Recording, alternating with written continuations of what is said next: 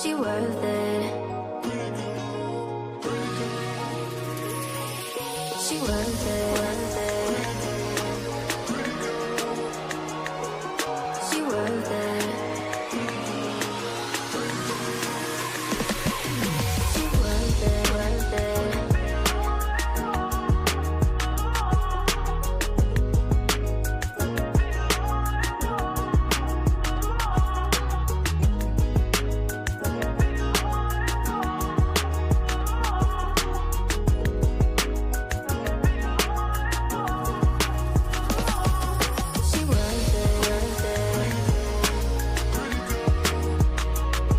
She worth it.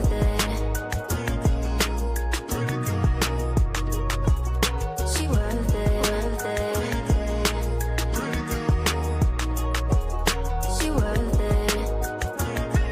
She worth it. She worth it, worth it.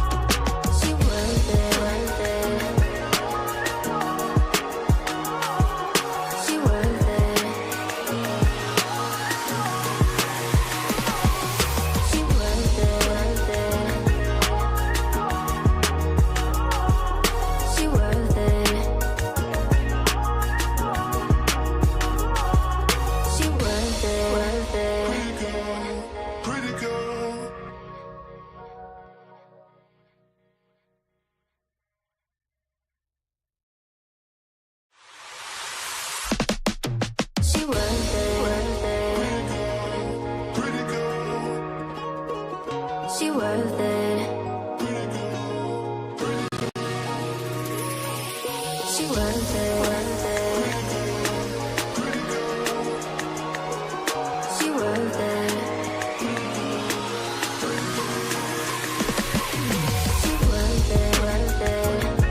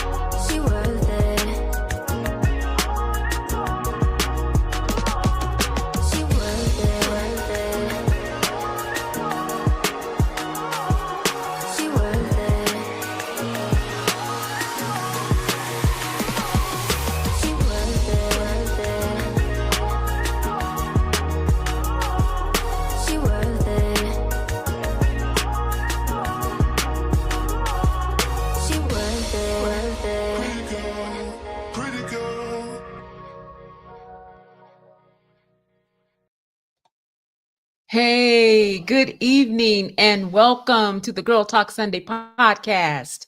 I am your host, Sandy Best Life Jones, and I'm here to help women just like you discover the purpose and the plan for your life through honoring God, honoring your body, and owning your worth. Oh, yes, we are a faith based platform, but all who come in peace are welcome. Thank you so much for joining us tonight. I am absolutely delighted to have my guest with me tonight sharing this space. I'm telling you, this is such a treat for me, such an honor, such a pleasure. I can't wait to bring her out. But before I do, y'all know I'm going to ask you to do me a favor, a big, big, big favor. Share this live.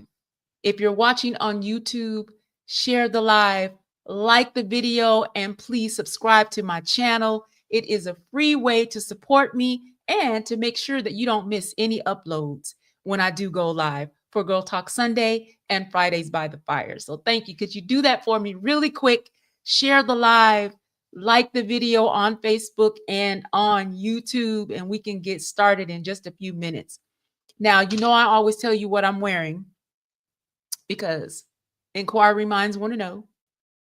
So my very sweet friend Acacia Williams came over and did my makeup for me today, and she did such a beautiful job.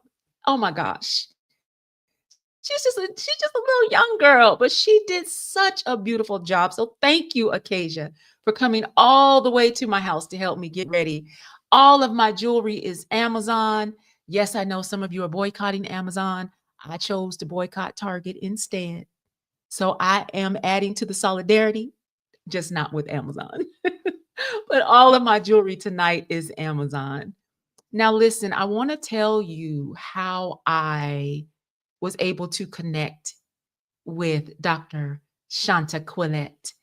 My best friend in the whole wide world. She's in the chat, Cassandra Moore. We call her Sandi. Yes, my best friend's name is Sandi. We have the same name. She's the older Sandi. I'm the younger one.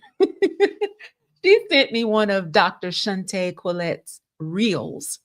And in that reel, she was describing what happened to her when she had a heart attack. And then she talked about not one, but the two strokes that she had. And what really stood out to me was how she was explaining what was happening in her body at the time that she was having the heart attack. And it instantly took me back to my sister, Alicia. My sister, I call her Lisa, passed away from a blood clot related stroke September 10th, 2013, at just 46 years old. She lingered in the hospital for 5 days, but the damage to her brain and her body was just too much, and she could not overcome that damage. And she passed away on September 10th, 12 years ago. And so when I was watching Dr. Chantaquillette's reel, and she was talking about the strokes that she had and what was happening while she was having it, I instantly thought about what my sister might have been feeling when that stroke hit her body. And this was on January the 16th of this year. And I just immediately went to Instagram, sent a DM message to Dr. ShantaQuilette, and I just, told her about my sister Lisa and asked her if she would be willing to come on the Girl Talk Sunday podcast and share her story with us. And about 3 hours later, she messaged me back, extending her condolences for the loss of my sister. And she said, yes, I would be happy to come and be part of your podcast. And I worked very closely with her team to find a date that would be good for her and good for me. And she's in the green room right now. So I want to thank my bestie, Sandi, for sending me that reel. And I want to thank Dr. ShantaQuilette for being here tonight. I'm going to bring her out in just a second, but I want to make sure that all of you have done what I have so graciously asked, that you share this live, like the video, and subscribe to my YouTube channel. All right. All right. Here we go. We're going to bring her out. Here she comes. Hey, Hey, Dr. ShantaQuilette, thank you so much for being here tonight. absolutely. The pleasure is mine. Thank you for having me on this rainy day. I don't And know if you thank you. can hear. I do. I hear it. I do hear it. Now there might be a tiny delay as we're speaking, probably because of the distance, but that's okay. We can work with that. But I want to make sure that you and everybody in the chat can hear me. So if you can hear me, put a 1 in the chat, please. And Dr. ShantaQuilette, can you hear me? I can hear you. Okay. Okay. Well, wonderful. All right. So I want to thank you for responding to my DM as quickly as you did. I know you are busy. I watch your reels. I follow you on Instagram. I follow you on Facebook. So I know you have a lot going on, but you took the time not just to answer me, you sent me a voice memo and you said yes instantly. And I really want to thank you for that. I appreciate it. Oh, you're welcome. You're welcome. Thank you. Thank you for reaching out. Uh, this journey that I have been on has been a tedious one. And the reason why I do this and the Mhm. reason why I share my story is because I can be on platforms like you and to make sure I extend my message and make sure that I save lives and to make sure that everybody is aware of what stroke looks like. We tend to think you think old, you think old, but that's not the case. It's not the case. So I wasn't old, very young and Mhm. Mhm. vibrant, and still young and vibrant. I consider myself. So yeah, the pleasure is mine to be here. Thank you. So let's just jump right in. I want to go back to the time in your life before the sickness, before the heart attack, before the strokes. What was life like for you in terms of your career, your family, and your health? Yeah. So uh, before my stroke happened in 2019. Heart attack Mhm. 2018, mini stroke in 2017, and Mhm. prior to that, I had went through misdiagnosis and gaslighting through my health professionals for almost 8 years. Okay. So going back prior to 2012, I would consider Mm. myself a pretty healthy person. Mhm. So much so when I started having my symptoms in my heart Mhm. palpitations, I was on a treadmill, right? I was working out and I immediately knew something was wrong and I shouldn't Mhm. be feeling the sensation in my chest that I was feeling. So I contacted my nurse practitioner. She did not hesitate. She got me over to a cardiologist. And at that time, Mhm. I was given a stress test and told that I had exercise induced arrhythmia, meaning that when I was exercising and my heart rate Mhm. elevated, my blood pressure would also do that. And I would start feeling the palpitations in my chest. And so I was told to basically, monitor the way I worked out and make sure I monitor Mhm. my heart rate, which I did, but my symptoms did not subside. They continued. And it went from, Mhm. PVCs to Mhm. shortness of breath, tiredness. I tried to relay the message to my doctor the best way I could, and I was dismissed. I was told I was stressed. I was told I was doing too much. I was a revenue officer with the IRS. I went from revenue officer to revenue agent. So, Mhm. from the doctor's perception, I was working a stressful job, which wasn't stressful for me. Mhm. It's stressful for the taxpayers, not stressful for me. Uh, and I got to a point where I started to gas. I got to a point where I gaslit myself, and I started to dismiss my own symptoms. Uh, and even through my TIA, Mm. it wasn't diagnosed until after my second stroke. Once my Mhm. neurologist started, examining and looking at things to see how my symptoms were playing out throughout those 8 years. And yeah, it's a Mhm. fly. Excuse it. It's just I Mhm. can't. Yeah. And so it was a very sad situation.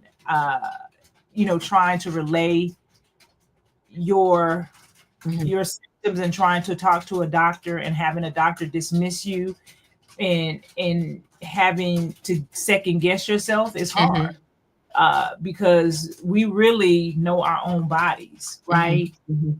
And I allowed somebody to tell me what was going on with my Mhm. body, Mhm. which Yeah. caused my symptoms to increase, and the stress of wondering what was going on with me was increasing. The stress, work became stressful because Mhm. now I'm trying to relate to my job that I'm not feeling well, but I have doctors who are not, Mhm. coinciding with what I'm saying. And so everybody's like, okay, well, you're not sick. You can come to work. You can show up. And ultimately, I had my stroke on the Mhm. job. I had my heart attack leaving work, Mm. and uh, had experienced my heart attack symptoms for almost 2 weeks before I ultimately went into the emergency room to be seen. What were you experiencing for that 2-week period? What was going on? Flu-like symptoms. I call them flu-like symptoms. They were not the atypical symptoms that men get. It Oh. wasn't the pounding of the chest. It wasn't anything like that. It was nausea. It was shoulder pain. A lot of my pain was on the right side versus the left side. So I was getting a lot of tingling on my right side. I was getting headaches. Uh, Mm. and I continue to Mhm. have that. And that's what I thought. I was like, oh, I'm coming down with the flu. I'm coming down with the flu. Okay. And I did that ultimately until the day I went to the hospital. And my, Mhm. my soulmate and best friend was like, she need to go to the hospital. I had convinced my husband that I was okay and that I didn't need to go to the Yeah. hospital. And I would go to the hospital Mhm. basically when I was ready. I guess basically when I fell out on the ground is what I was basically telling him. But he Mhm. had my daughter at the Mm. time because I did Mhm. go ahead and go to work. My daughter took me to the hospital. I got to the hospital. I started vomiting. Mhm. They did an EKG. The EKG had mild findings, so they set me in the waiting room, and it was in the waiting room where I started feeling like I had pressure on my chest, like literally somebody was stepping on my chest, and I was trying to push them off. And I was taken back to the trauma Wow. unit and was told that I was having a heart attack.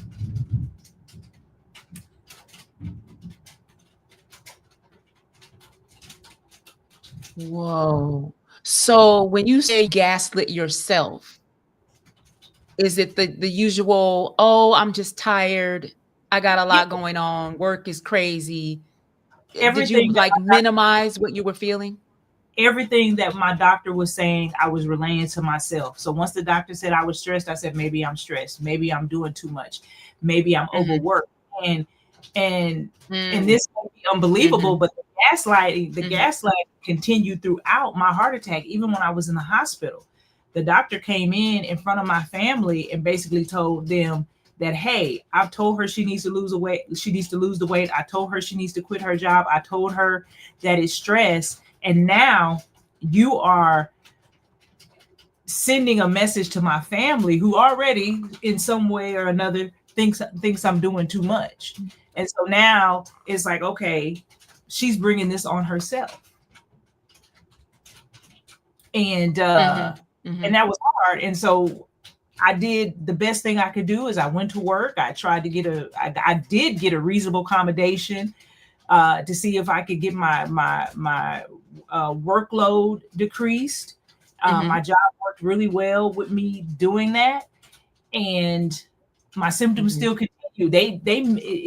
It mitigated my symptoms. It mitigated my symptoms, but my symptoms didn't go away, and those symptoms continued throughout Mm. Mhm. 2019.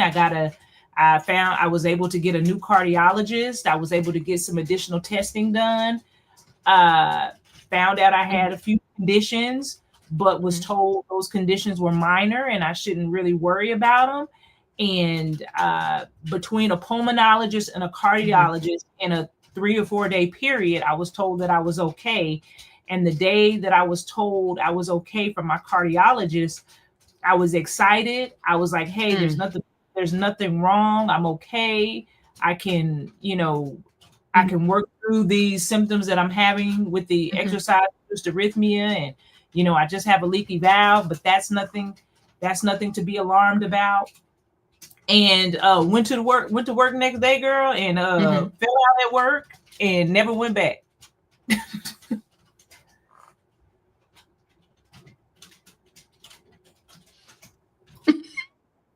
Wow. And I just want to make sure that people know you have an MBA and a PhD, and you were a forensic accountant for the IRS, correct? Yeah, revenue officer, yes. But my MBA is in forensic. Yeah. Revenue officer. Okay. Okay. Okay. So when you were at work, if you remember, right before you collapsed, what were you feeling? So it's And really were you interesting. conscious of something was wrong while, right Yeah. before you collapsed? Absolutely. It was really interesting because when I woke up that morning, I was feeling fine. And typically I don't wake up feeling my best. And this was one of the days that was very unusual. I woke up, I went into work, I put my makeup on, put my red suit on, and me and my husband had planned out our day. He was going downtown. Our plan was to meet for lunch. And it was I go to work about 6 a.m. So I get to work about 6 a.m. between 6 a.m. and 7. And I got to work, went and talked to my manager, was really excited. Like we were really excited. I'm like, I'm getting back to work. I'm gonna get back to my normal self. Everybody's gonna get a lien. Everybody gonna get a levy. And I'm gonna be the IRS revenue officer that I always trained to be. And I went to my desk, and getting ready to sit down, I got a sudden headache, like a sharp headache immediately, that I remember like putting my hand down, headache, and then my vision started getting blurry. I started getting dizzy. I remember trying to speak, and it felt like my speech was slurring, and I felt like I couldn't move. And I don't remember after that, but I did actually make it out of my made it out of my office. So I was able to make it out of my cubicle space, and a coworker heard me, and what she described that I sounded like somebody was disoriented and couldn't talk, and she looked, and I collapsed. And luckily I was in a federal building where they have a nursing staff, so I was able to be able. That's why when you talk about fast, when they talk about recognize the face, the arm, the slurring, and the time that it takes for you to get to the hospital. It God's good grace that I was at work and I was not at home attended. However, I was transported to the hospital. I was in that hospital about 15 to 16 hours. Was told that I had that they thought that I had multiple sclerosis at the time, and that I had a seizure. I was sent home with the inability to walk, the inability to barely communicate. I went home. My husband put me to bed. I woke up that morning, still disoriented, not able to communicate. And my husband knew what was wrong. He did not know what was wrong, but he knew that something wasn't right. And they had given him some follow-up. I was currently with a neurologist at the time, Dr. Angela, who was seeing me for migraines. And he called and said, hey, they said my wife has MS. She left the ER last night. She's not there. There's basically something wrong. Brought me in, and I was immediately, she could immediately tell that I was having a stroke. And I went into rehabilitation for the next 2 years, occupational, physical, cognitive, and speech therapy. And I had, because of my deficits, I was not able to return back to the workforce.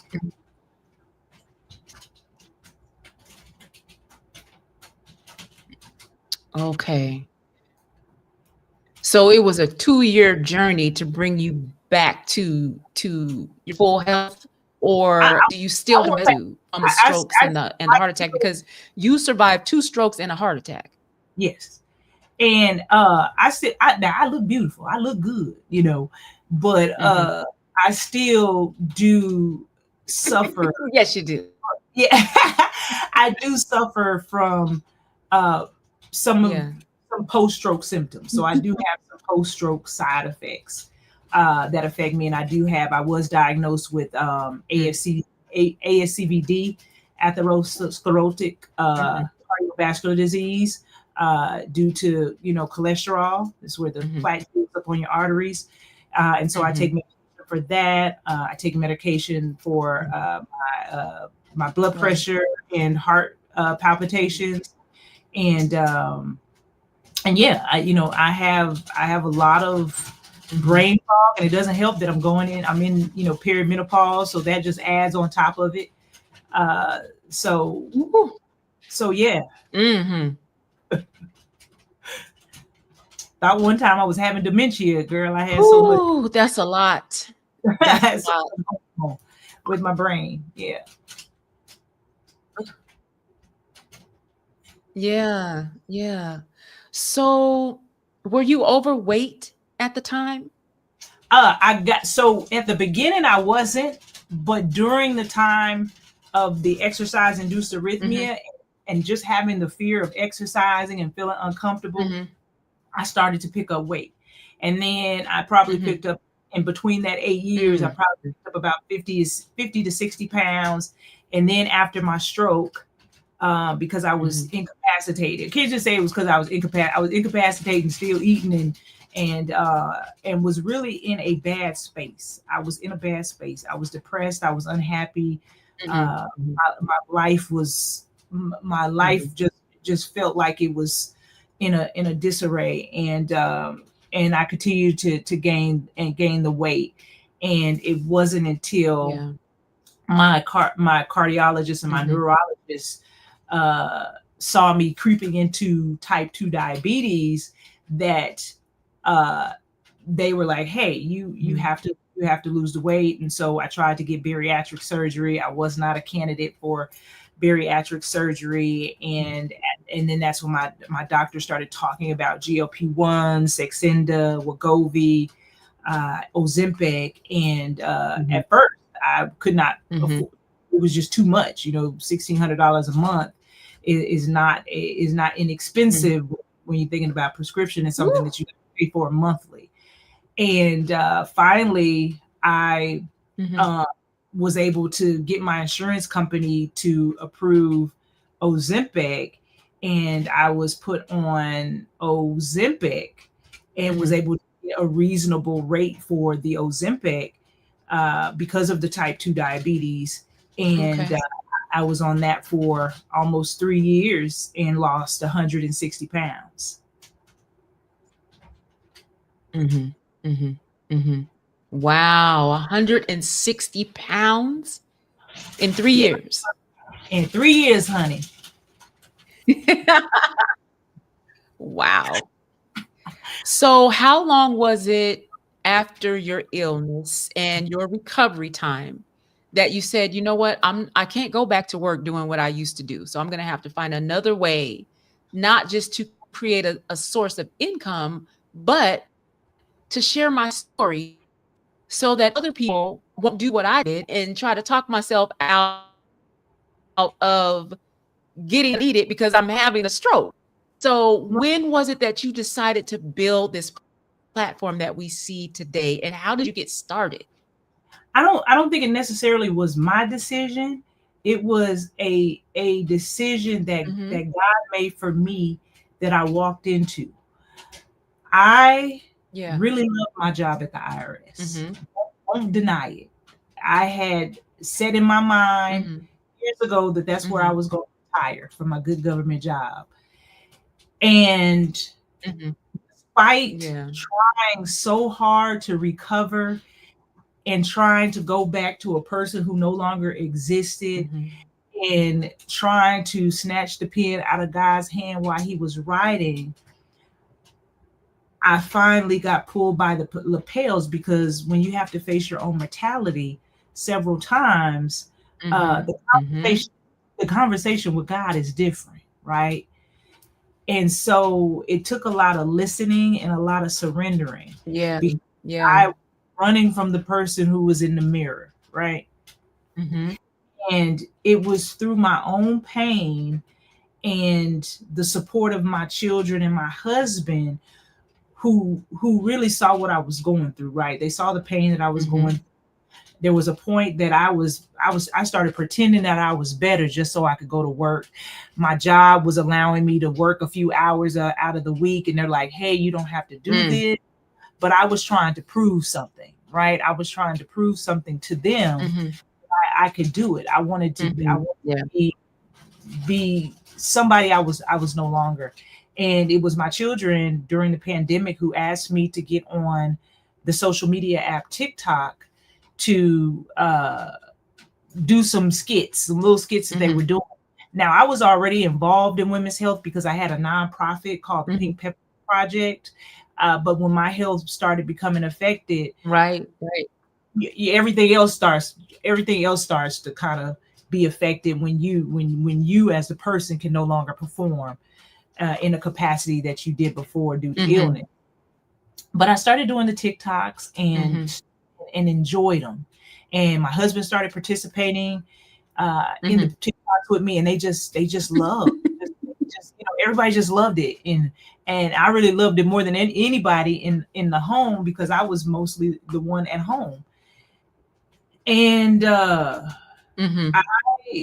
I just started doing different skits. I started cooking. I had a blog, a lifestyle blog where I was decorating, I was cooking, I was doing all these things, showing how higher education and being a wife and having a career was all mutually exclusive, but it was a bunch of mumbo jumbo that I had convinced in my head because you have to prioritize things. Balance doesn't really exist if you put too much on the scale, right? Right. And, Right. and Ooh, that's good. yeah, Yeah.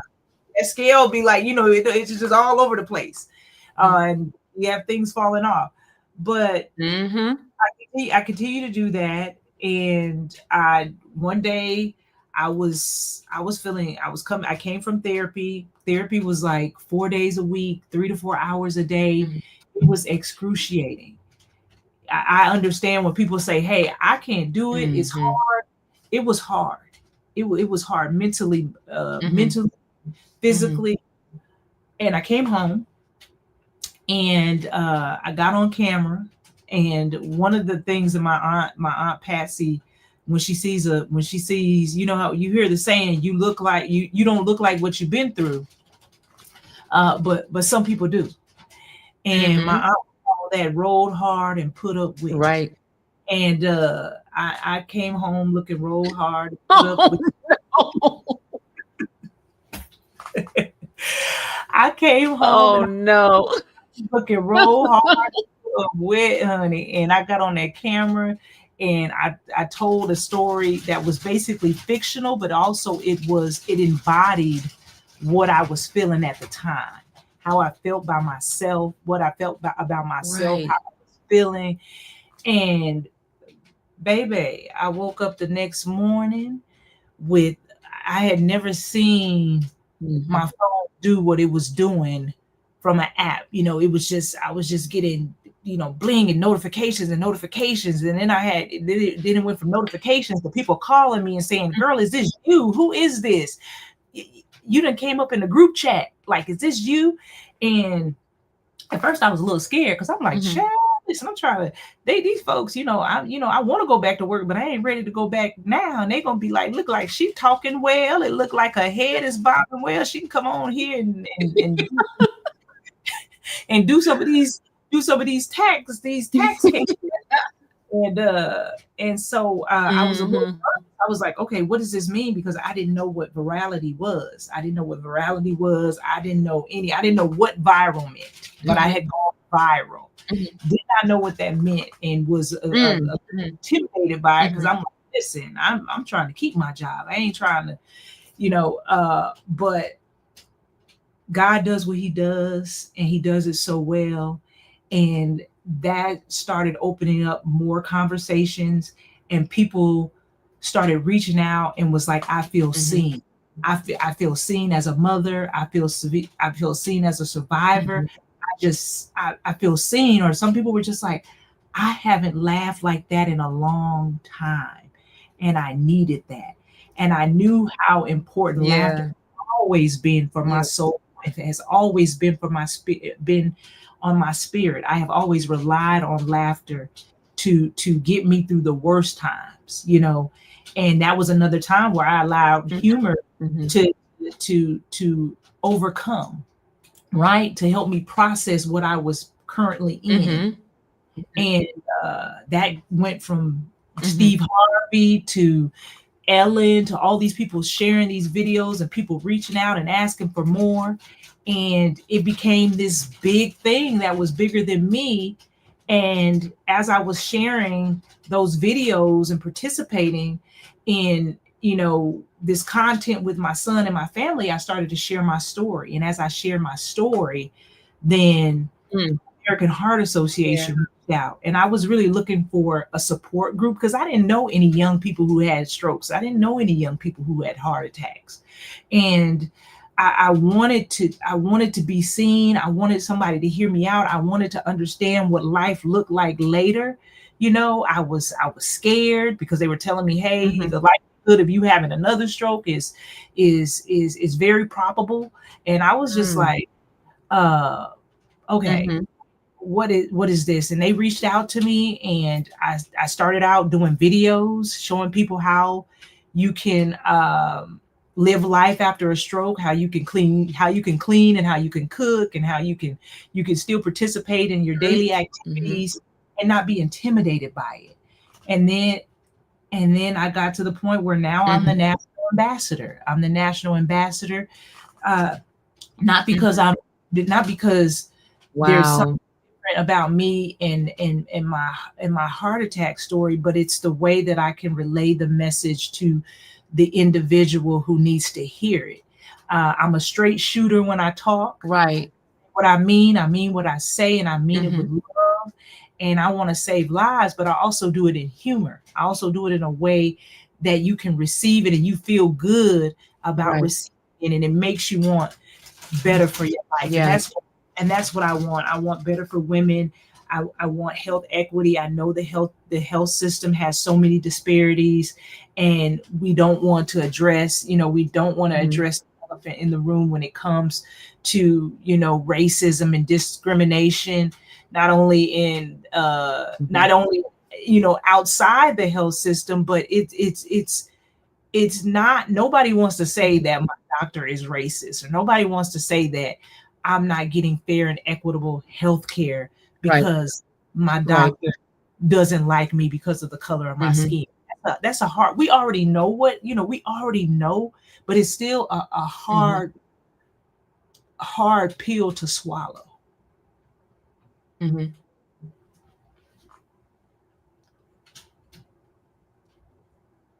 Yeah, so it's like you, in spite of everything that you went through, your first instinct was to show up as your true and authentic self, not all glammed up, No, looking like a movie star, I but in had your true reality of what you were going through, foundation and on, I just think. get on social media and talk about it.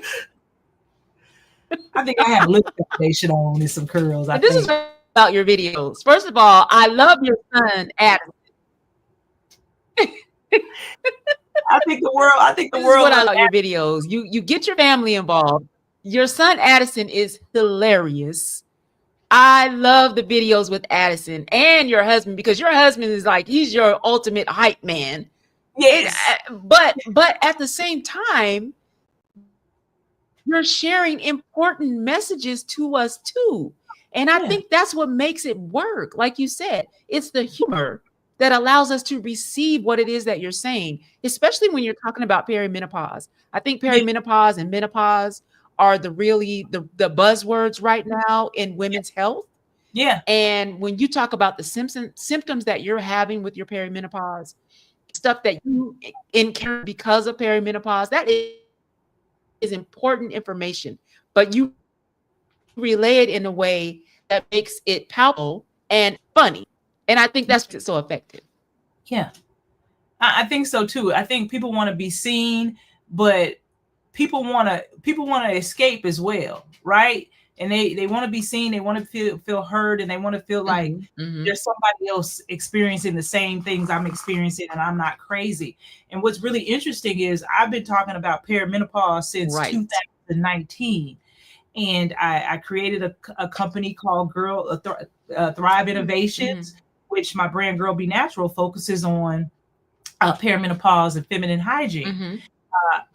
My experience with body odor and perimenopause was, oh my God, I can't even explain it. And so I wasn't able to find natural products on the shelf that aligned with me or even Black women. And that's when I learned at the time that, you know, Black women don't experience perimenopause like any other woman, right? And that was just it was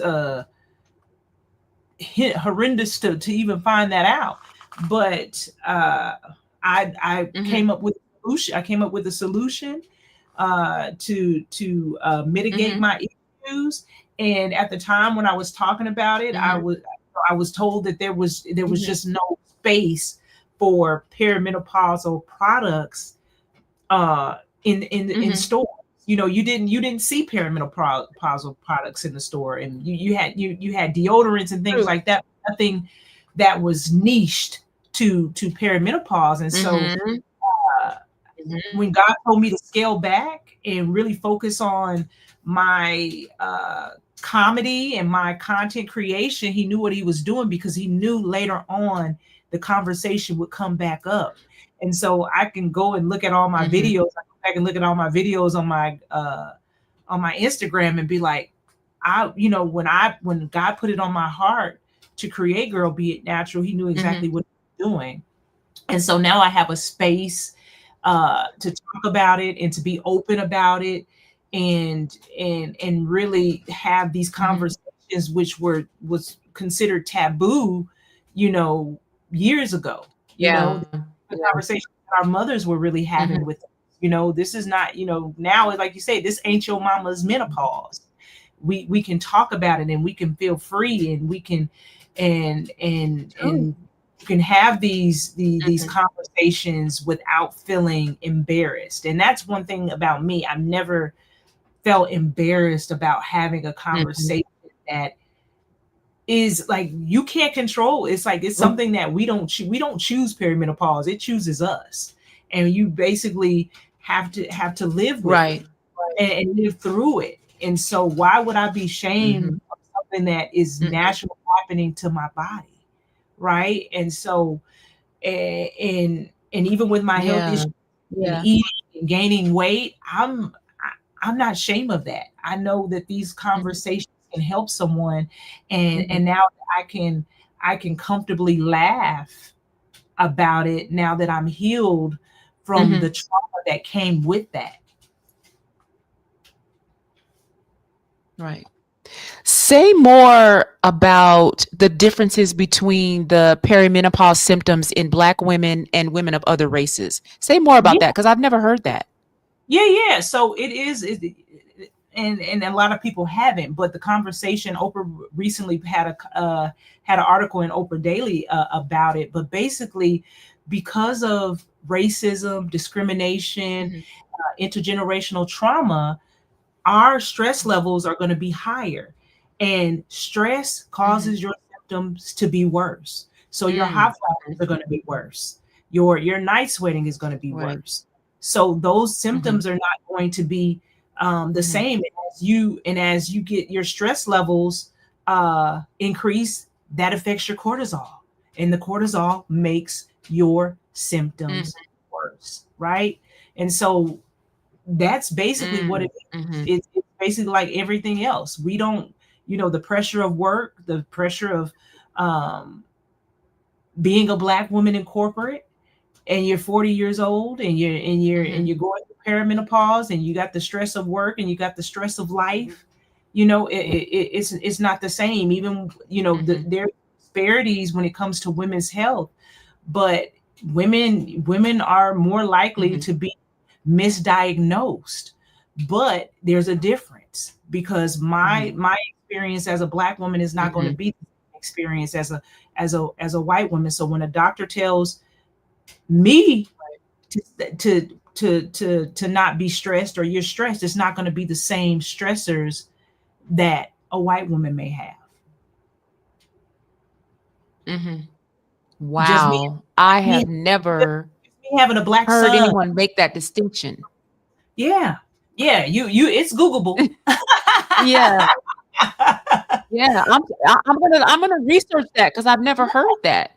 So do Yeah. you find that as you're out talking about health equity and you're talking with people of every race, do you find that Black women especially, we have what I call the self-martyrdom syndrome, where we feel like the more we can push through our health issues when we're not feeling well, either whether it's mental, physical, spiritual, whatever, we have a tendency to think that if we can just push through it and get done the things that we need to get done, even though we're not feeling well in our body and in our mind, that somehow makes us a stronger woman or a better mother.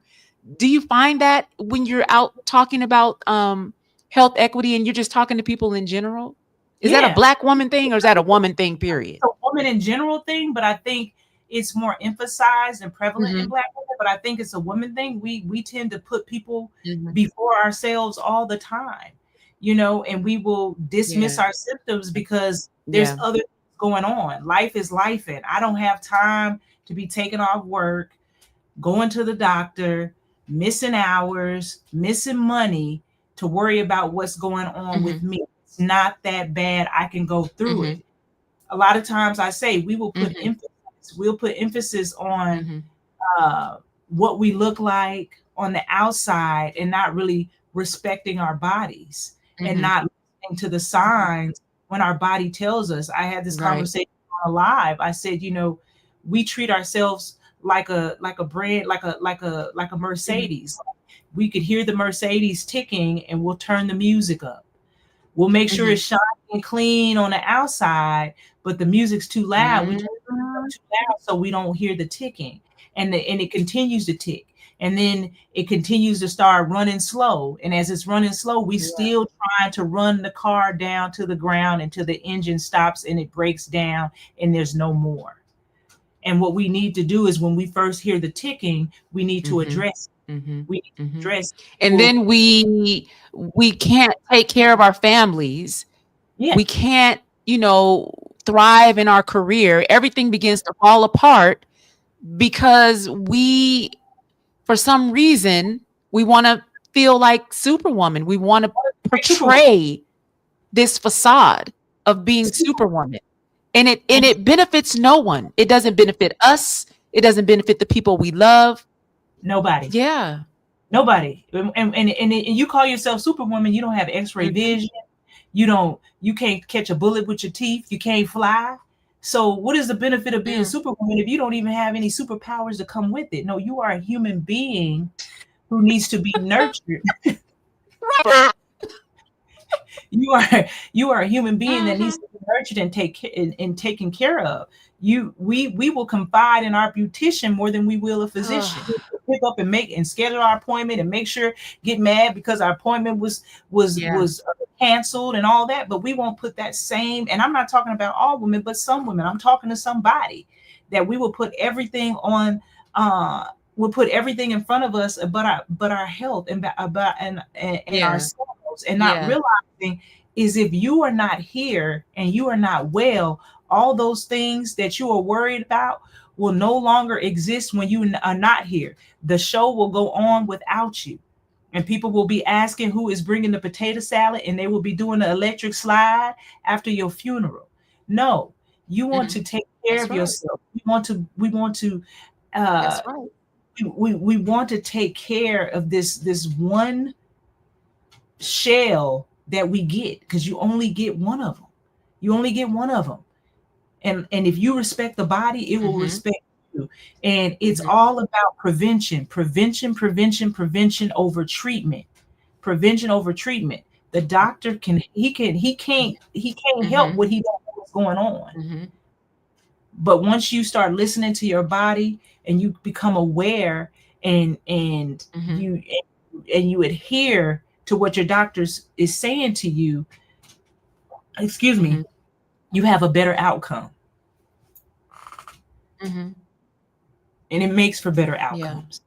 And So that's why talk to the women right now, Doctor. Yes. I I was gonna say, did. talk to the women right now who are watching, who, um can you hear me now? I can hear you. You just said talk to the women, Okay. but you didn't finish. Talk to the women right now who might be watching. Okay. Oh, Okay. I said talk to the women who might be watching right now who need some encouragement in the self-care area. Yeah. Yeah. What So are some steps they can take right now to start moving towards paying more attention to their body? yeah. So first of all, making sure you are eating right. You know your Mhm. numbers. You know your blood pressure numbers. You know your cholesterol numbers. When you talk to the doctor, just don't allow him just to give you the numbers. Talk over. Talk it over with him. Understand those numbers and Mhm. what that means. One thing that I missed is that my Right. cholesterol numbers were high, but I never questioned Mhm. what the doctor said. I just went on with it. Make sure Mhm. you know your numbers. Make sure you know your family Mm. history, right? Mm. And so go to the doctor and you're having those symptoms, you can Mhm. relay what is already going on. And so he can say, okay, well, this isn't just an isolated situation. You have Mhm. cardiovascular uh, disease in your family. Your immediate family has cardiovascular disease that can be addressed and it can be mitigated. Make sure you advocate for yourself. If it doesn't feel right, it ain't Mhm. right. You can't be scared Mhm. or intimidated by the doctor. I know they will make you feel Mhm. intimidated. They will make you feel like they know. Some doctors will make you feel like they know more than you, but nobody knows your body like you. You are the CEO of your Right. health. You're not an intern. You have the Right. right to find another doctor. And sometimes it's not that easy because Mhm. know, the underserved, the underinsured, it makes it hard. And so sometimes we have to make the emergency room our PCP, because we can't get in or we can't get off of work. But I'm Mhm. telling you, to the sister Yeah. who is overworking herself, who is putting everybody before herself, is that this is Mhm. the day that you stop doing that. This is the day that you start respecting your body. This is the day that you start listening to your body.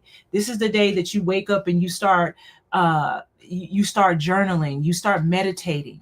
You need to know that rest is not a reward, it is a requirement. It Mhm. is not a reward. It is something that you must do to maintain. Ooh. Mm. Okay? So make sure you Mhm. always put yourself first. I don't care. Like I say it in the most endearing way. Tell them sorry kids to wait. Tell that sorry husband to wait. And I say it in the most endearing way because you they will run you if you people will run you to the ground. Yeah. You let them. They will run you to the ground and be able and comfortable with saying no. You don't Mhm. have to give a PowerPoint presentation to tell somebody no. No, Yeah. and my grandma always said, once you start explaining the reason why you're saying no, Right. you're asking for permission. Okay. And we don't have to ask anybody permission to put ourselves first. Mhm. Yeah, that's good. That is so good. Rest a requirement. And it needs to be on your schedule, just like you schedule everything else. Listen, You need to pencil in your rest. I have a Matter of calendar. fact, put it in pen.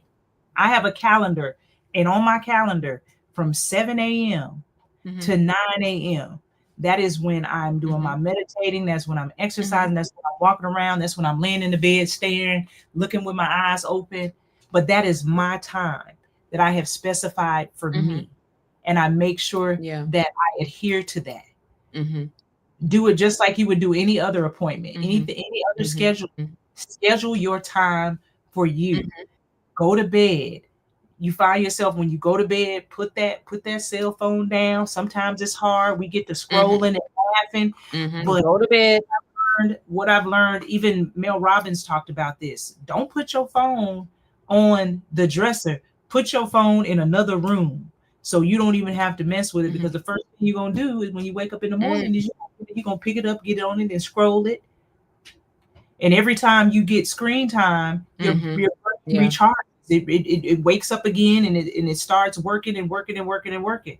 So about an hour before you're ready to go to bed, get in the bed and just lay there and turn the light off and don't have any screen time. Like I said, it's hard.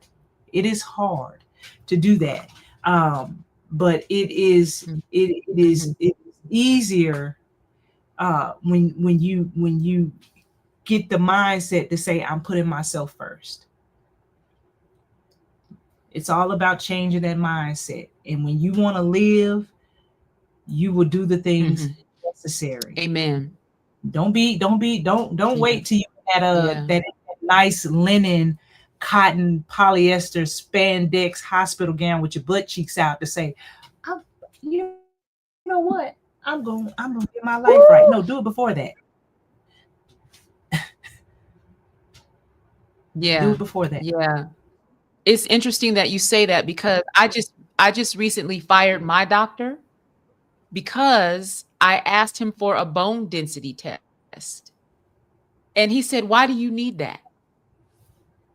And I said, "Because I'm a 57-year-old postmenopausal Black woman. Right, I need to know where I am with my bone density." right. And he argued me down that I did not need a test and would And not approve it. and So I I think had we to go go above his head to get approval. and we get osteoarthritis. I believe faster than any other demographic. Um, so it would Mhm. make sense, right? But I'm not a medical doctor, so this fly is killing me. Yeah, so I get it. I get it. You know, if you're not getting the answers that you feel you deserve, if you feel like you're not getting the respect that you deserve from your doctor, find another doctor because you Another one. only get this one life. Like you said, we only get this one. So forth with nobody when it comes to who are our primary care person. You can go. Yeah. I can find another Yeah, one. you That's can not an issue. always find another. You can always find another. Mhm. It's not, I fired all my Mhm. doctors after once I got with my neurologist. She basically found all my new doctors for me. And Mhm. I was real comfortable by saying, "Hey, you have to go. You have to go. You did not do a sufficient Mhm. job Mhm. taking care of me and advocating for me. So now I have to let you go." And I didn't look back. I didn't look back, and Mhm. now I am Yeah. happy with my medical practitioner that I have now, Mhm. and and I feel comfortable talking to them, and it doesn't feel like I'm being brushed off or rushed. When I go to the doctor, I can really sit down and have a discussion about what's going on with me, and making sure, Mhm. ladies and gentlemen, when you do go to the doctor and you are experiencing symptoms or having issues prior to that visit, that you document each of those symptoms, so when you go in, Mhm. don't forget, you Mhm. don't miss a thing, because it is easy to go in there and say you're going to say this, and when the doctor gets to talking and y'all start having a discussion, you forget what you're going to Mhm. talk about. So make sure that you have a list and you have dates and you have time, so the doctor can see a real Mhm. pattern of Yeah. symptoms, and he can do the right testing. But if you're just going on and saying, "Oh, my toe hurt this day, and my head hurt," 5 months before that, you know although the doctor is still supposed to take anything that you say serious, it doesn't Mhm. seem that serious if there's not consistent documentation of what's going on. And so now, even when I get blood work that's different, my doctor's like, Right. "Hey, he'll call me and say, hey, let's follow up on that blood work. I'm sure there's nothing wrong, but let's make sure to see what the change was and why the change is. Yeah. And so that's important. It's really important to give your doctor as much information as you can when you go.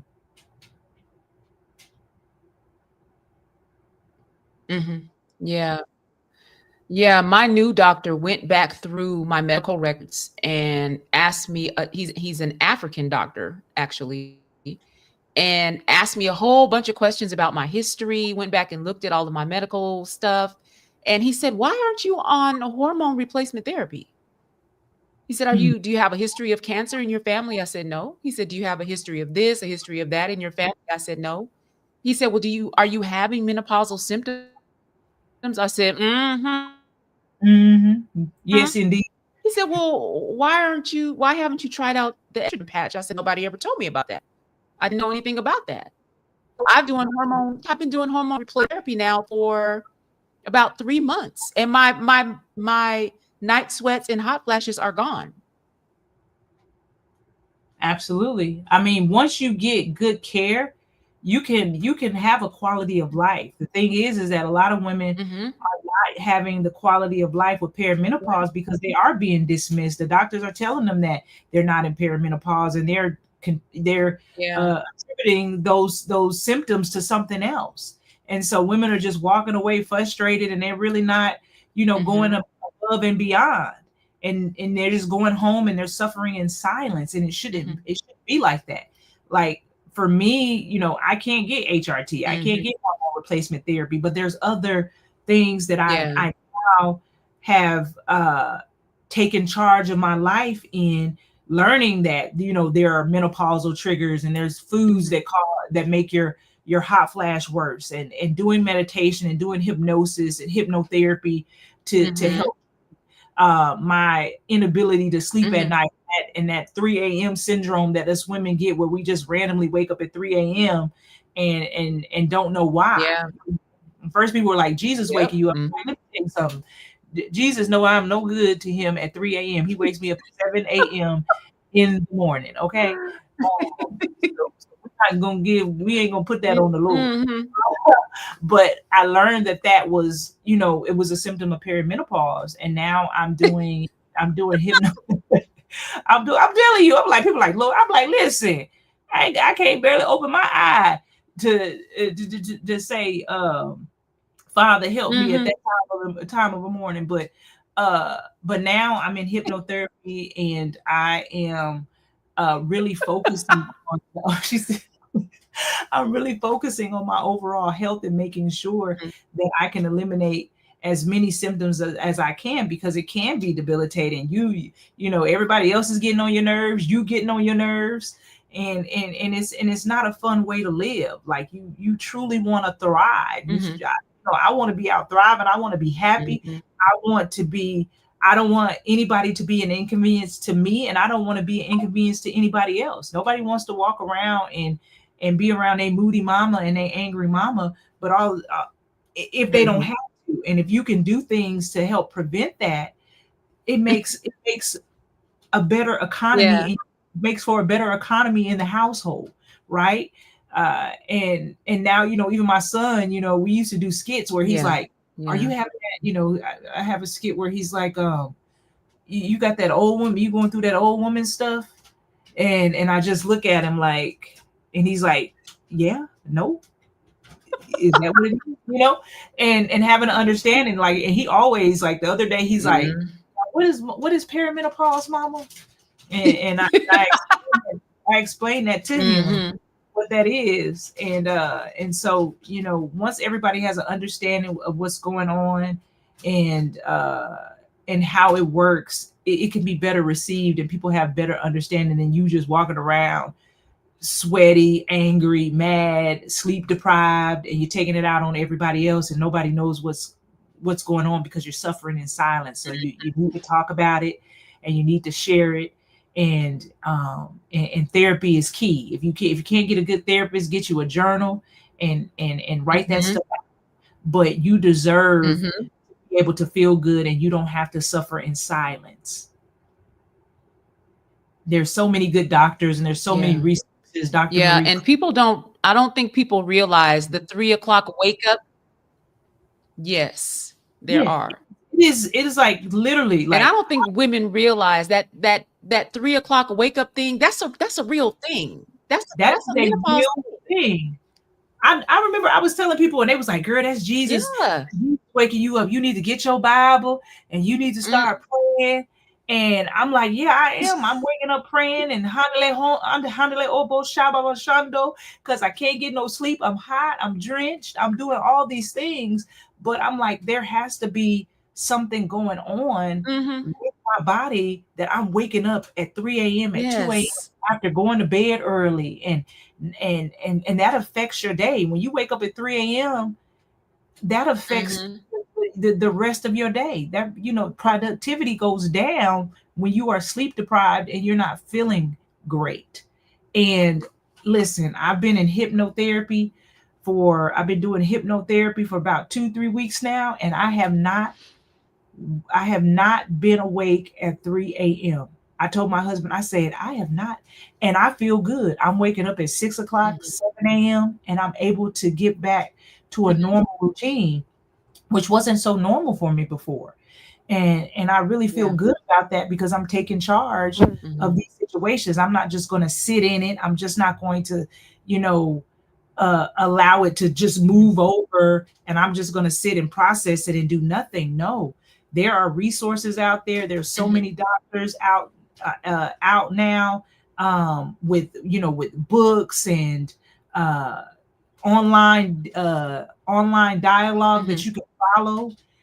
Dr. Marie Claire, Dr. Jessica Shepard, Dr. Janet Williams, Dr. Stephanie, all Mhm. these doctors, they're focused on perimenopause and they are helping us thrive. And they're telling us how to eat right and they're telling us how to live right. They're not dismissing our symptoms. Mhm. So that's what's Mhm. really important. So you have to Mhm. be, like I said, that is part of being the CEO of your health. That is part of being in charge of you, being able to advocate yourself and being able to um, Mhm. not just let things drown in the back. And like you said, making everything else a priority outside of Mhm. yourself. Mhm. Mhm. Yeah, I agree 100%. And you have a health issue that you're getting ready to state. You said what now?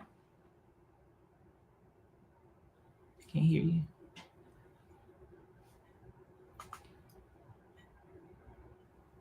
You A froze. health and wellness challenge that you're getting ready to start. I, Oh, am assuming you said I got can you a hear me now? ebook out. Did you say ebook or a challenge? Can you hear me? I can hear you now. You're not moving, but I can hear you. Okay, let me see if it comes back. Can you hear me now? I can hear you.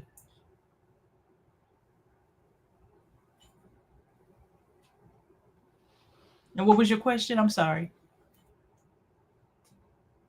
Okay, so I was saying you have a health and wellness challenge that you're getting ready to you have a Yes. health and wellness challenge you're getting ready to start? Yes, it's the glow up reset. It's the Mhm. grown woman reset. It's the 14-day detox that I started to just help women recharge their body, recharge their mind, and find community and health. Mhm. And so, a lot of times I'm online and I get so many questions about how I lose weight, how I stay focused, Mhm. and I wanted to create something that allow women, especially women over 40, to be part of because I know how hard it is to get started. This perimenopause thing, you just trying to lose weight, it makes it very hard. As your estrogen levels decrease, it Mhm. makes these things hard. And you got this belly fat. And although I've lost 160 pounds, I still have this weight Mhm. around my waist that I'm having a challenge getting off. And so I said, you know Mhm. what?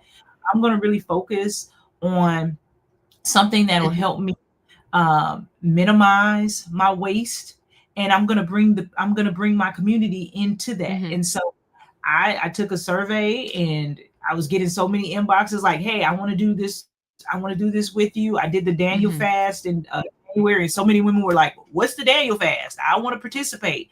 And so I was like, you know what? This will be something to allow us to have conversations, a judgment free zone when it comes to our concerns and what we're going through as women when it comes to just getting health ready. It can be difficult. It can be difficult when Mhm. uh, you've like someone told me today, I don't have a sibling, I don't have a mom, I don't have anybody that I can talk to about these things. I don't have a girlfriend that I can go walking with. I don't have a girlfriend that I can talk about my health issues with. I don't have a girlfriend that I can do any challenges with. And I said, well, girl, you got a girlfriend now. I'm your sister. I'm your big sister. And we're going to do this together and we're going to get through this together. And it's okay. And it's okay to not get it right the first time. It's okay to fail, but it's never okay not to do it.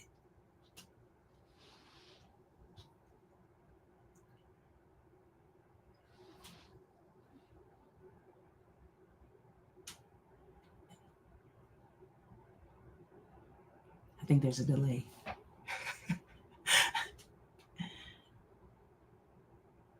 I don't know if she can hear me talking. Can you hear me talking? She can't hear me, y'all. She nodding her head. Yes. Okay. Yes. I'm not sure what the delay. I'm talking to I'm them. I'm not like, sure why there's a delay. There's just a little bit of delay. I said, oh, she Yes, I nodding, could hear you. I could hear you. And nodding her people are head. texting me like, "What's wrong? What's going on? What's going on?" I said, she's nodding her head, y'all. She can't Yeah, hear me. it's an internet connection thing. I'm glad it waited till the end to start acting up.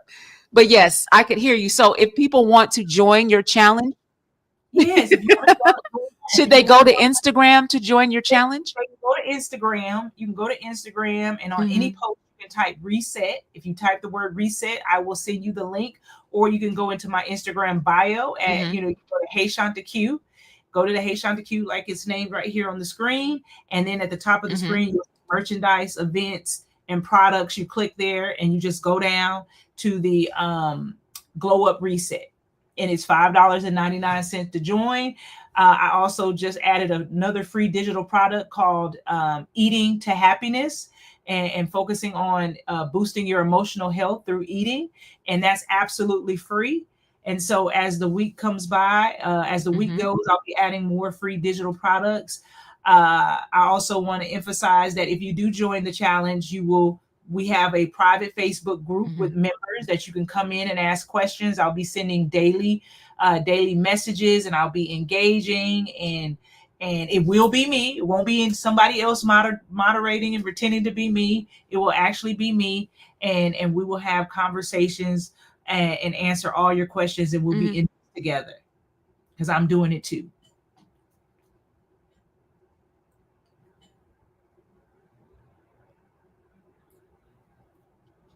Awesome. That sounds awesome. I just have one last question.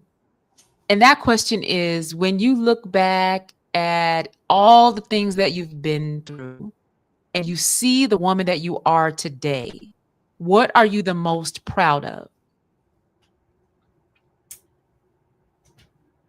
That I allowed God to use me in the highest level of abundance that He could. I'm just happy that I just happy that God saw the Mhm. best in me, and I believed that.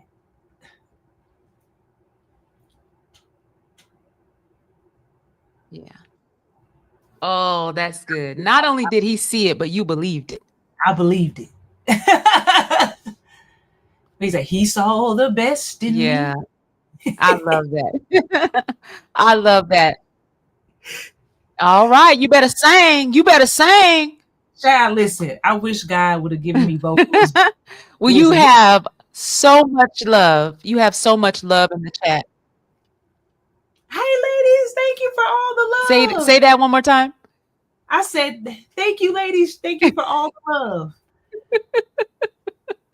I want to show you all this love. Okay, let me see. Let me see. Okay. This Wow. is my Hey, bestie. Cassandra. She's the one that Bestie. introduced you to me. She's the Go, reason why we're here tonight. This is bestie. Sandy go. sent me your reel. She was like, I love you, yes. Cassandra. I And love let's you, see. Cassandra. Hey, Lamika. Hi, Malika Evans. I love you. Yes. Let's see. My pastor is in the chat. Hey, Mark. There he is, Pastor Hey, Mark Pastor Mark. Hey, Pastor Miller. Mark. Hey, Pastor. My Hey, good friend Tabitha Tart is in the hey, Tabitha. chat. Hi, Tab. Hey, Tab. How you doing, My Tab? church Love you. family is here. I'm so happy to see a Hey, Melanie. Oh, you so pretty. Look at that pretty smile. yes. Evangelist Melody Brown is here. Bliss. Hey, all Miss My Jackson. auntie Vern is here. Hey, Miss Vern. How you doing? You are so welcome. You are so welcome. She said, "Thank you so much for that information. Such good information." Nalana Hey, Milan. I love y'all. Thank y'all. Bateman Thank y'all for showing up today. is here. Rest is a Yes, requirement. rest is a requirement. Yes. It is a requirement. Absolutely. Issa. Hey, Yes. Andy. My girl Isa is here tonight Isa. as I'm well. sorry. Isa.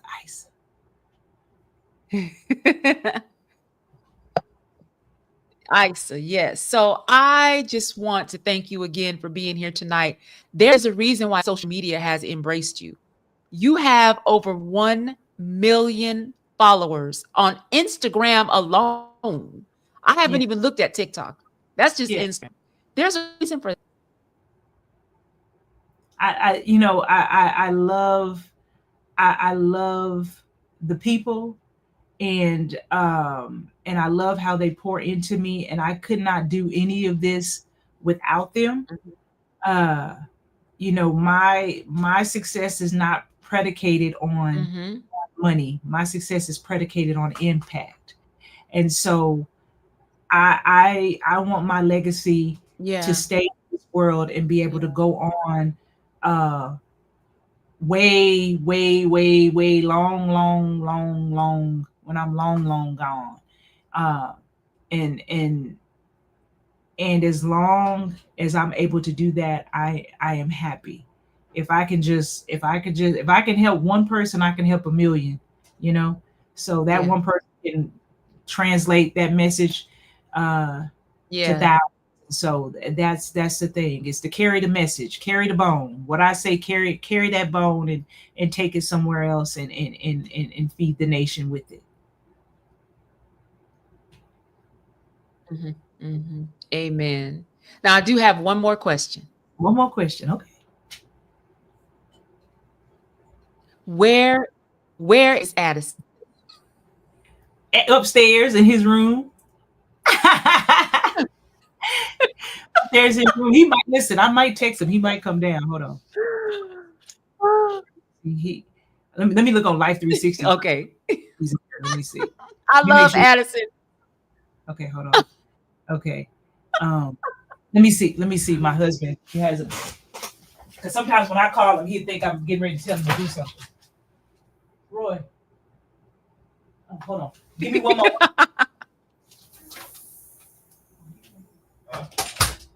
Okay. Thank you, everybody in the chat, everybody watching. Thank you so much. I appreciate you. Y'all know I love you. Y'all know I do.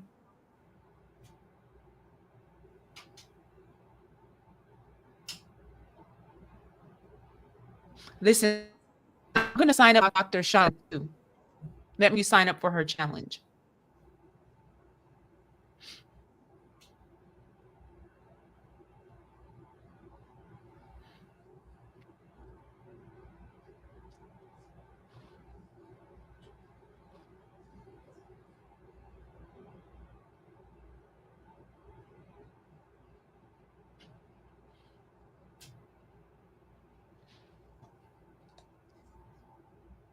Hey, Mrs. Bateman.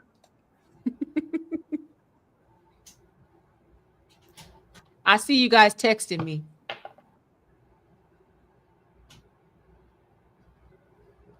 Okay, Sandy, I see your text.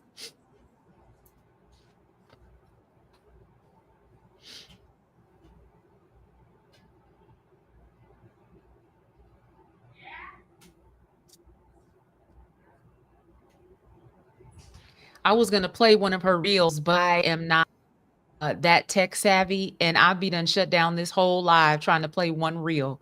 So I just said I'm not touching that. I'm just gonna leave it alone. But you can go on Instagram. She is all over Instagram and TikTok. You can find her. No. Oh, well, I was they wanted to see him on the thing, so he's here. I just don't know where. He might be hiding.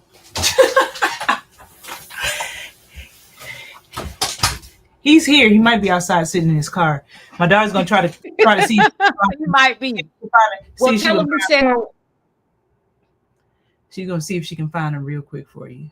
I'm gonna send him a text message. He might be sitting. We do have a question for you. Yeah. My best friend Sandi wants to know.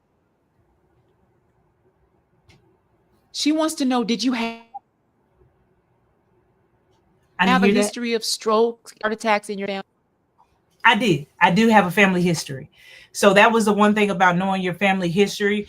Once I actually had my heart attack, I learned that my mom had a mild heart attack and she had not been very vocal about that. My dad has the same condition that I have. And I've on my mother's side, I've had three uncles. I've had three uncles who have had massive heart attacks.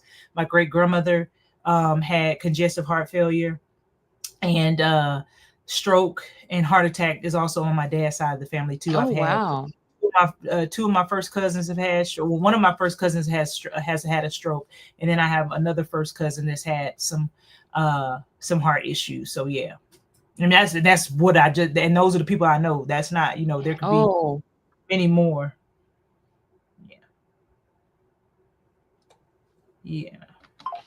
Oh, okay. So that history was there. That history was there. It sure was. It was absolutely there. So yeah, it was okay. There. All right. That was my bestie that wanted to know that. So that's good to know. This is a good question. That's why it's really important to know your family history and be able to disclose that information to your doctor, because that was one of the things that when the doctor did ask me if I had any family history, I was always saying no. So there was really nothing for him to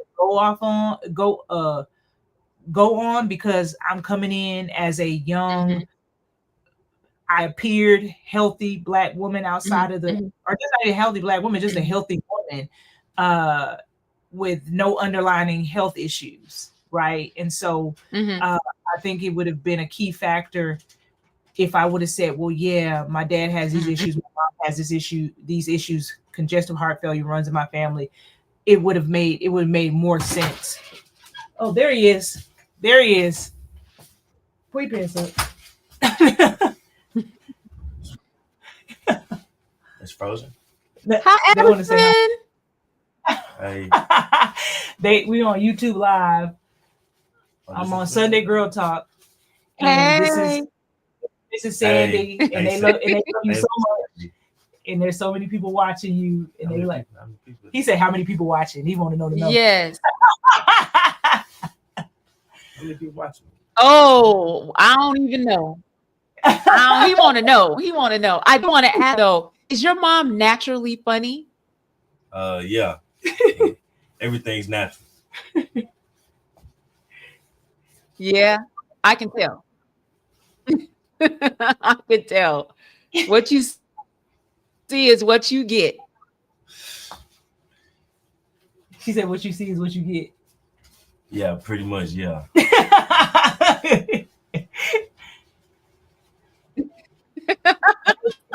Look, he's trying to find. He looking trying to find. Well, thanks for coming down to say hi, Addison. Thank you. He's still trying to look to see how many people is on. That's the difference between me and him. He's all about the numbers. He like, listen. He like, is it viral? Is it viral? That's what. Oh my gosh! Thank you so much for being here. Thank you. It will be. It's about to be. It's gonna be. Listen, it's gonna be viral. Listen, Yes. out Thank here. you, Look, Dr. Shanta. you're welcome. Yes. Thank Pleasure. you, Dr. ShantaQuilette, for being here tonight. Thank you for inviting me, and the Thank you pleasure so was much. mine. I appreciate you. Thank you for putting me on your schedule. Absolutely. Yes. And I'm always and you, follow you. I get a TikTok, so I follow you. I don't have TikTok right now. you said what now?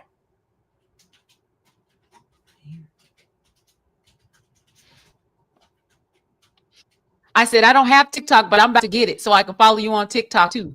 TikTok. Listen, we party on TikTok. TikTok. We listen. I don't have nothing against Facebook. I don't have nothing against Instagram. But TikTok, we can take our wig off. We can have a bonnet Mhm. on. We don't got to wear no bra. You ain't got to do none of that. Because people who look at that are doing the same thing. Okay, they doing the same thing. So come on over to TikTok, y'all.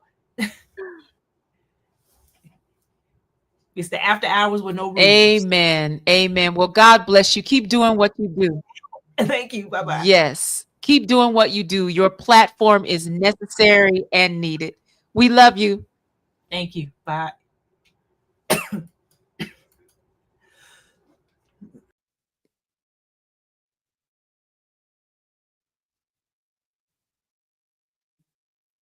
Through our little itty bitty technical difficulties. It wasn't too bad. I appreciate you. I appreciate Dr. ShantaQuilette. I think her story needs to be told. If you are not following her on social media, you definitely want to follow her.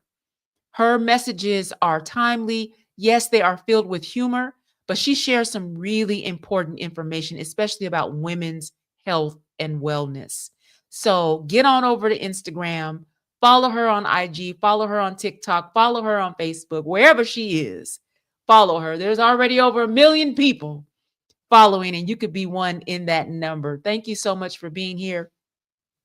And thank you for your questions in the chat. I appreciate you. Tonight was really important to me. And before we leave, you know how I do. I want to share some information with you about the signs of stroke. You know, I always do this. The acronym is FAST. F is for face. Is the person's face or your face? Is it drooping? Does it feel like it's frozen, like you can't really move your face? That could be a sign that you're having a stroke. A is for arm. Is your arm weak? Is it numb? Is it like super, super tingly? Are you unable to move one of your arms? That could be a sign. S is for speech. Is your speech slurred? Is the person's speech slurred? Are they speaking gibberish? Or are they unable to speak at all? That could be a sign that they're having a serious medical emergency. And that T is the most important. T stands for time. There are clot busting medicines that only have a certain window of time to work. So if you think that someone is having a stroke or having a medical emergency that looks like a stroke, you want to get them to the doctor as quickly as possible. Don't try to take them in your car. You want to call 911 because there are preventative measures that they can take in the ambulance to help that person survive. So you want to call 911 so that they can get there quickly and they can help you or they can help their loved one. Another thing that Dr. ShantaQuilette said is you want to really pay attention to the way you eat. You want to eat as healthy as you possibly can. And when I say healthy, I'm not saying stop eating everything. I'm saying cut back on those things that you know are not healthy. And we know it's not rocket science. We know healthy food compared to unhealthy food. So if you're not eating 100% healthy right now or as healthy as you could be eating, you want to cut back on those things that have a lot of processed carbs, a lot of sugar, things like that. Just eat less of it and work your way down to not eating it at all.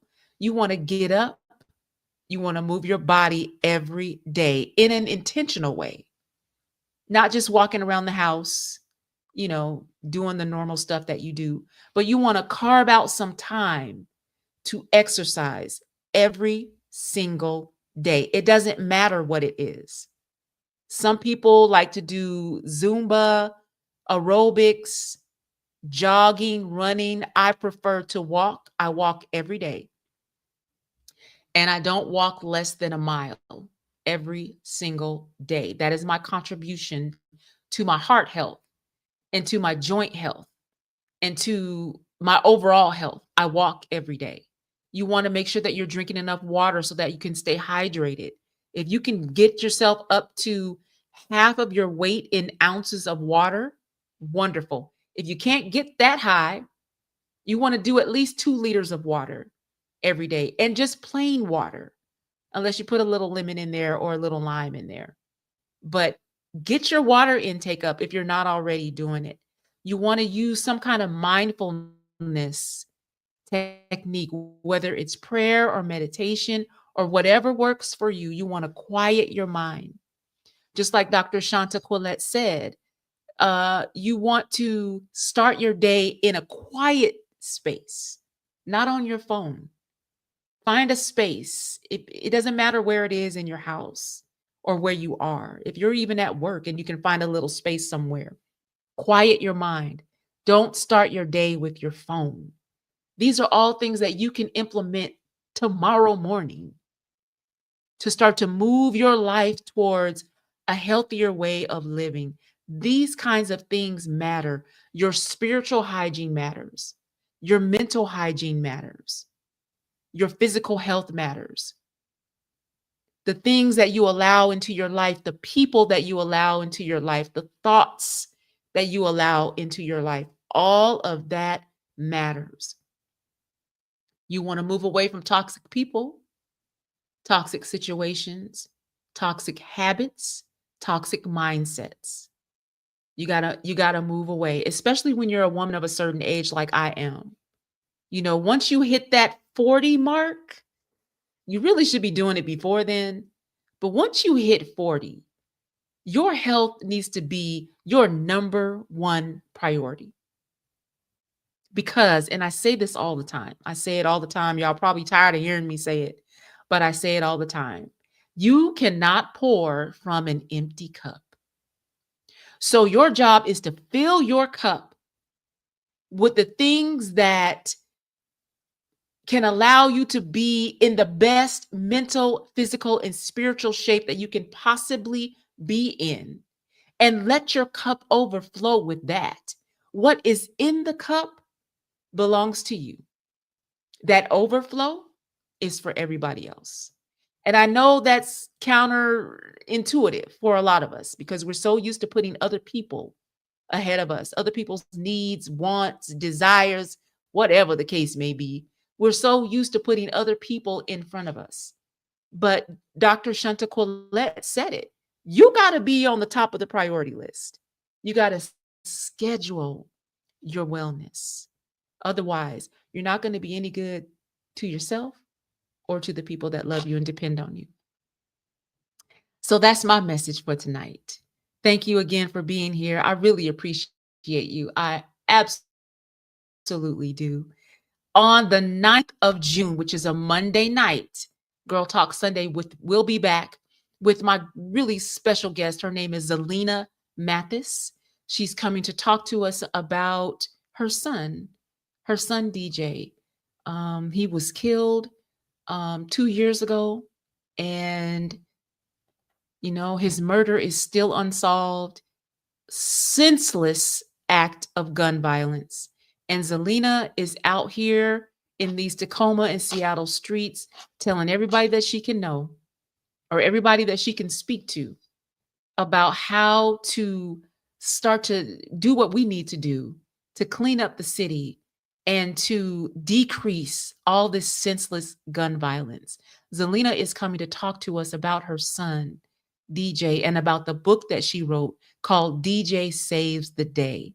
Zelina will be here on Monday night, June 9th, for Girl Talk Sunday. We're having Girl Talk Sunday on a special night. It's a Monday night. And I'm I'm honored and I'm anxious to share, have her come on to share her story because it's really important. It's absolutely heartbreaking. It's absolutely heartbreaking. Her son is no longer here. And why? For what reason? Because somebody decided that they wanted to take his life. So please join me Monday night, June 9th, right here live on Facebook and YouTube for the next episode of the Girl Talk Sunday podcast. Thank you again for watching tonight. I love you all. God bless you and good night.